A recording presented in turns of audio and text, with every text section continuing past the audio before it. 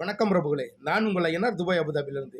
இப்போ பார்த்தீங்கன்னா, முன்மொழி கொள்கைக்கு எதிராக இந்த திமுக கட்சியை சேர்ந்தவங்க என்ன பண்ணுறாங்கன்னா, பெரிய ஒரு ஆர்ப்பாட்டம் மாதிரி ஹிந்தியை எதிர்த்து நாங்கள் வந்து போராட்டம் பண்ணுறோம் அப்படின்னு சொல்லி போராட்டம் பண்ணுறாங்க.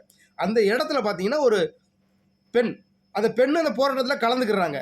அந்த கூட்டத்துக்குள்ள ஒரு திமுக கட்சியை சேர்ந்த ஒரு கவுன்சிலருங்க அவனுக்கு அறிவு இருக்கா என்னன்னு தெரில. அந்த கூட்டத்துக்குள்ளே அந்த அந்த அக்கா இருக்கிற அந்த அக்கா கையில் வளையல் போட்டிருக்காங்க. அந்த வளையலவே உருவுறான் கூட்டத்துக்குள்ள. போராட்டம் பண்ணுறாங்க.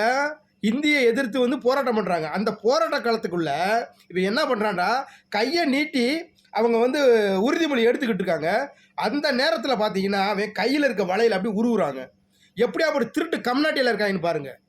திமுக கட்சியில் இருக்கிற பெண்களுக்கு பாதுகாப்பே இல்லைங்க.